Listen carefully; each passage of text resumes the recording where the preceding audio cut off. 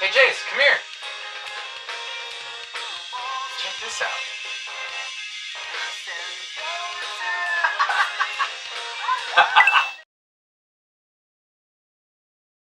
I kind of just wanted to recap everything since this was one for the books, if not just for me specifically. The what? The anals? What are those called? I don't know what you're trying to say. The anals.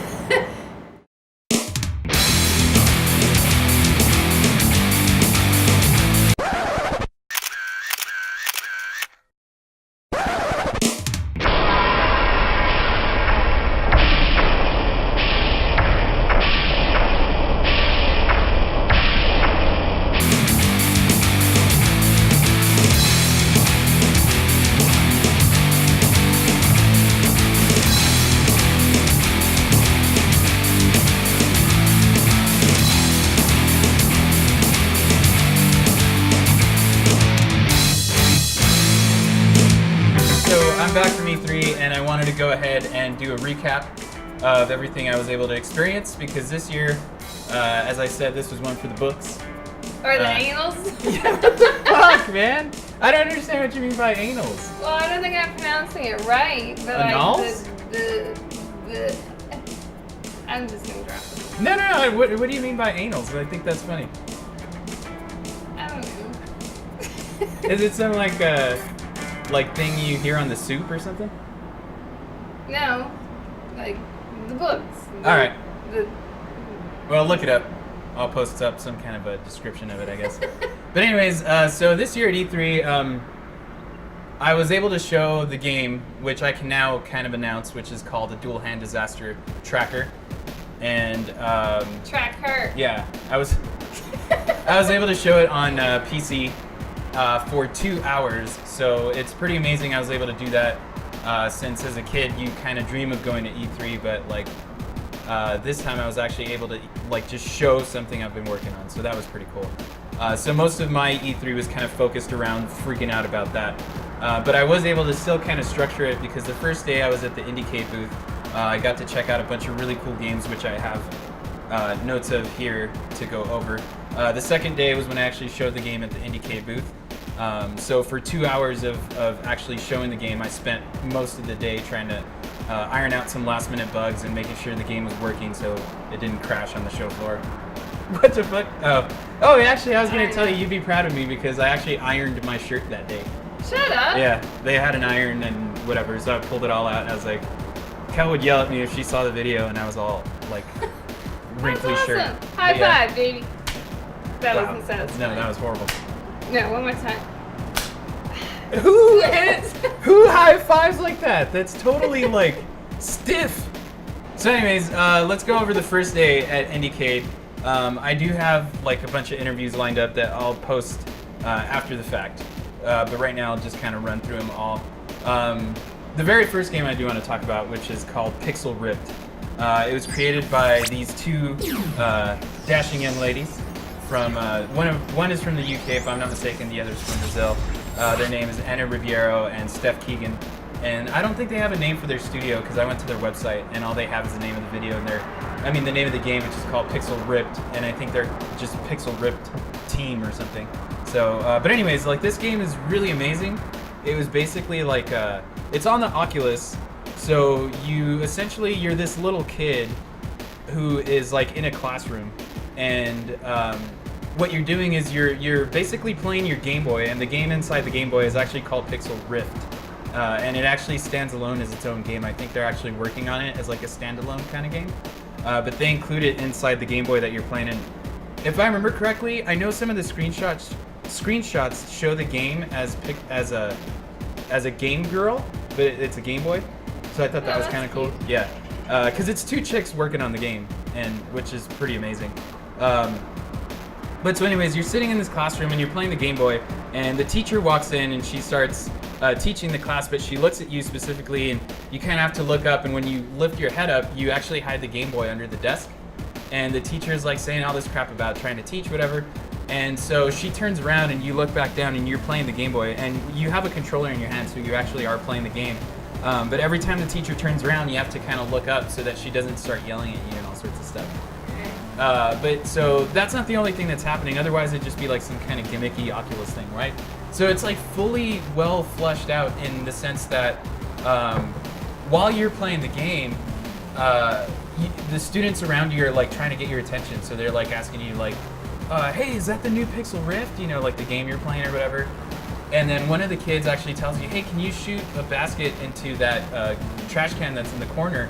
And there's this like kind of spitwad toy gun on the right hand side that when you look at, there's a little timer that kind of pops up and you lift the gun up and you can start shooting like spitwads at kids and stuff. So like you look around, that's how you kind of aim that part of it, and you like hit the kid next to you and he just kind of wakes up because he's all passed out on his desk. But so you shoot one of those, and if you make it into the basket, there's this like goalie that just pops in from like the window and starts, you know, fucking acting all crazy. And I think that's maybe her like Brazilian roots coming out or something because they're all into football or whatever. Yeah. And so like it just starts yelling like goal, goal, and this goalie starts jumping around the classroom, and you're like, you know, no one else can see this but you. It's really fucking cool. But so yeah, that's pretty much it. And then you're playing the actual game. You get to a boss fight. And I'll ruin it for you guys because I mean it's really hard for kind of just anyone to jump in and play this unless you have an Oculus. But you get to the boss battle, and when you actually beat the boss, like the Game Boy like explodes, and you actually start fighting like the boss in the classroom, and you actually have to use that gun that's there to like shoot the because your character can't jump high enough to shoot the dragon out of the sky, so you kind of have to aim at it with that gun, that spitwad gun. You knock the boss down, and then you go and attack him, and you can actually play the whole game. Like it's really fucking cool.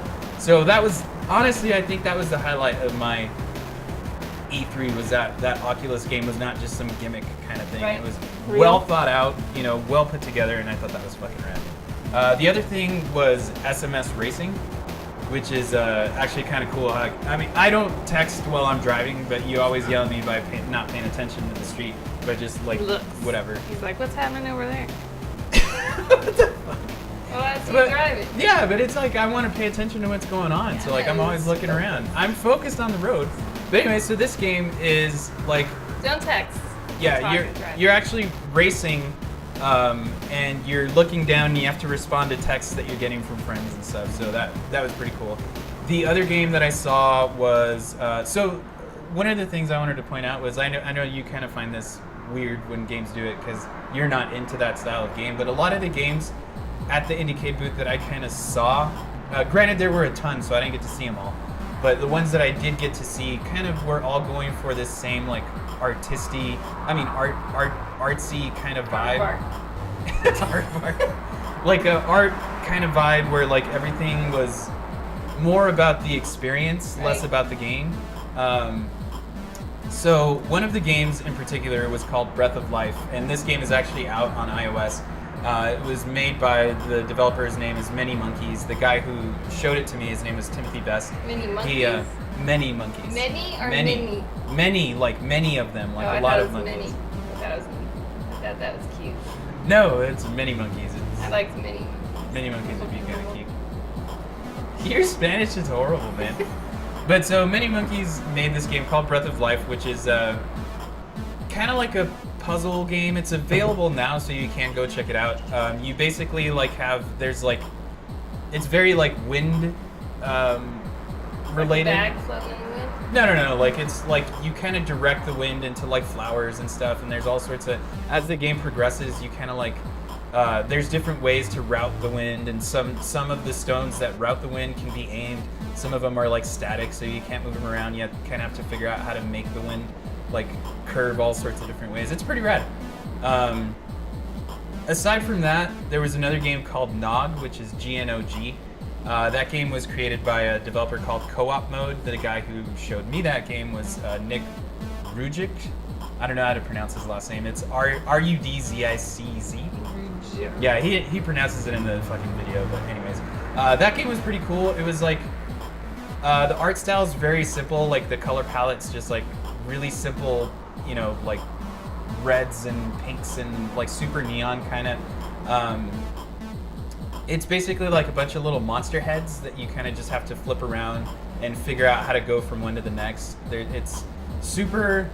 Go from one head to the next? Yeah, like they're not connected necessarily, but by figuring out the puzzle in one of the heads, you kind of like go into it and you go into another head. It's really weird. I don't know how to explain it, but Artsy? yeah, I mean it's very experiential. Like it's not something you can kind of just see. Like you kind of just sit there and like zone out to it. It's not like Hohokum, which is like this very Hohokum is this game that's you just kind of like you move this thing called the long mover and you just kind of like move around. There's no real goal. What? Long mover? Long mover. God. You move the long mover all over the place, and if I remember correctly, that's what it was called. But anyways, Nog. Yeah, Nog has that same vibe of like. Gnog. Yeah, actually, Gnog. G-N-O-G. But anyways, the other game that was kind of along those lines, but was kind of, I guess, first to do it, is a game called Gravity Ghost, which was made by Erin Robinson Swink. She actually runs a studio called Ivy Games. Gravity Ghost, if I'm not mistaken, is available right now on Steam. I'll make a video about that game later because I did get a Steam code for it, so like I can check it out and go into more detail of it.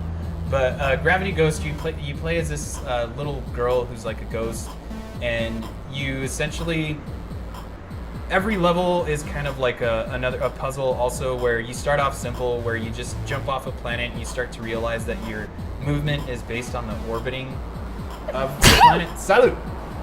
Of the planet, so you kind of just like jump and revolve around these planets, and you kind of jump from one to the other, and you have to figure out a way to not, to get all the parts in the level. It's kind of crazy. Do you know you're a ghost? Yeah, from the very beginning. Actually, there's like a dead dog, like bones or something. Yeah. Stop. And you kind of have to bring the soul to the ghost. It was really, really crazy, but that was pretty rad. The other one was the one I showed you, which is the home improvisation or whatever. Home improvisation, where you're getting these like boxes of like IKEA kind of stuff, and then you just break it apart, and you can have like 4 people play, and you end up just making these big like monstrous, like I guess furniture or something. Yeah, it's really weird. Sounds ridiculous, but my kind of ridiculous. Yeah, it's pretty dumb, but it's like good dumb. Like, yeah, that's what I'm saying. Like the running theme with all these games was very, like just kind of fuckery type thing. Like, hey, let's just sit here and figure this shit out, and it was pretty rad. So yeah, aside from that was basically day one. I went ahead and just interviewed all these people, which were super interesting. Also, Butt Sniffin' Pugs. Oh yeah. Butt Sniffin' Pugs is like a game where BSP. Yeah. That's actually what he would refer to it as. Way. Yeah, he kept saying BSP and BSP, whatever. And it took me a while to get what he was talking about, but I was like, oh yeah, okay, Butt Sniffin' Pugs, whatever. But Butt Sniffin' Pugs has this controller, which I kind of like that. Most people would probably discount the game and just be like,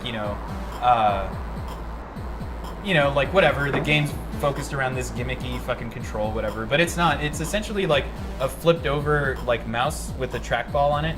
But then it has a ball, like a tennis ball. Yeah, it's a tennis ball with the 2 buttons on the top, which are essentially left and right click. Then there's a butt of a dog, like right in the center, where essentially you have to distract this little lady who's sitting in the park.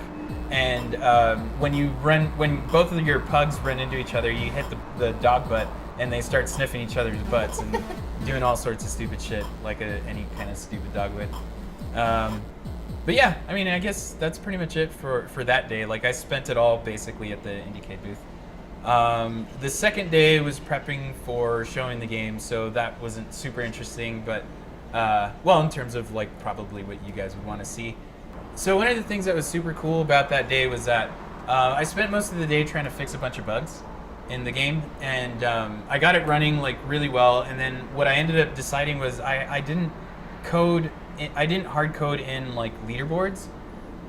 So what I ended up doing was I just, fucking ran down the street to the nearest target, which was like 2 blocks away or whatever. And I picked up a whiteboard and I just for the show floor, like I just set up a whiteboard and wrote leaderboards on it, and the top 3 people that played it got to put their name on the leaderboard, and I thought that was super cool. That's awesome. And the concept of the game is that the screen is split in half, and you're controlling 2 ships at once, and the whole point of the game is to get the highest score possible. But the only way for you to keep your score is to leave the level of your own discretion, so it's a lot of gambling. And when people started catching on to that, they would see that the person who had the highest score would be like, they would get like a super low score, and then they would see that this other person got that score and be like, what the hell? This person got that score? How's that possible? And then they would try and beat that score, but very few people actually were able to beat the original guy's score of like 500,000 or something. Was that, and that guy did it just like that? Yeah, like on his first try. Like the very first guy who came to try the game got the highest score up until the very, very last guy. But yeah, the very first guy who played the game got the score of like 500,000 or whatever. And I set up a camera, and Todd picked up on this. Like I set up a camera to get everyone's reactions. Oh, you lost it!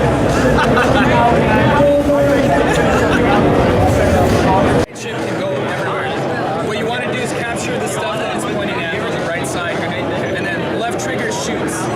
So left trigger, there you go. And yeah, wait, tapping. What's going on? But it's really hard to do stuff when it's just you, because as people would come in and play it, we started drifting further and further away from the camera. So like you could see that it starts off with people like dead center in the camera, and then after that we start to drift away from the camera, and then it ends up with me and this guy from Activision who came over to check out the game. We ended up sitting down, and we were nowhere in the frame of the camera, so you just hear us like yelling and being like, oh shit dude, you should have done this, whatever. So that was super cool. So he is the infamous ass on the leaderboards. Oh, he's like ass. ASS, yeah. And by the end of the day, like he did not want to stop, and he mentioned it casually. He's like, I think you're my game of show, man. Like I really hate that I'm going home and I'm not going to be able to play this. And I was like, well, yeah, soon, man, whatever. That's awesome. Yeah, so I mean that was the highlight of my E3, was being able to show the game. Yeah. All right, that was good. Well, whatever. So the last day of E3 was the highlight of that day was a game called SuperHot. So time only moves when you move, and everything is a one-shot, one-kill. So what you do is you throw your gun at the guy. He gets knocked out. He drops his gun. You pick that gun up, and then as he's bending over, because if you just shoot straight at his head, the bullet is moving in real time, so that guy's gonna bend down in real time because you knocked him out. You know what I mean? So you're not gonna hit him with one shot. So you have to like anticipate that he's gonna go down, shoot him in the chest, he goes down, you're running at the same time, so these 2 bullets that these guys shot miss you, and then once you get to this guy, there's a bottle on the ground that you can pick up, throw at that guy, he drops his gun, you pick his gun up. It's fucking awesome. And Yeah, I really, cool. yeah, and so that's the thing, is it took me a long time to figure that pattern out. Right. But it was really fucking cool, and I can't wait for that game to be out too. I played Ratchet and Clank. You know who Ratchet and Clank is? I do know of them. Yeah. So I played played it. that game. That game on PS4 looks fucking legit.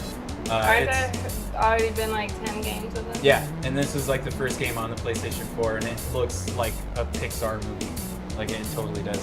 And the funny part is they're actually making a movie. So this game is to go with the movie about the game. Is it Sony produced? Yeah, totally. So the other thing I got to check out was Narcosis on the new Oculus Rift.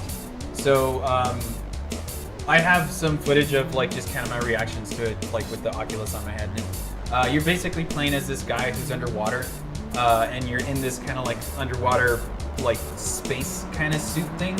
So like you look down and you have your gauges on your suit, which let you know how much oxygen you're using and stuff like that, which is pretty fucking rad. And yeah, so that was freaky as hell. What do you do? Just wander? You just wander around trying to find like oxygen tanks and stuff like that to keep yourself alive. Did you run into sharks and stuff? No, it's not. Yeah, it's just like, it's more of a like a in your head kind of fuck with you type thing. Oh, okay. Yeah. So aside from that, like that's all I got to see. Like obviously there were a lot of announcements, like at the Sony booth. I mean the Sony presentation and all that kind of stuff. But I didn't get to see much of that stuff because all that stuff was just lines. Right. And I didn't want to stand in line for stuff. I'd rather play stuff, and I would only walk up to stuff that was open and play it. So aside from that, I think that's a pretty good recap.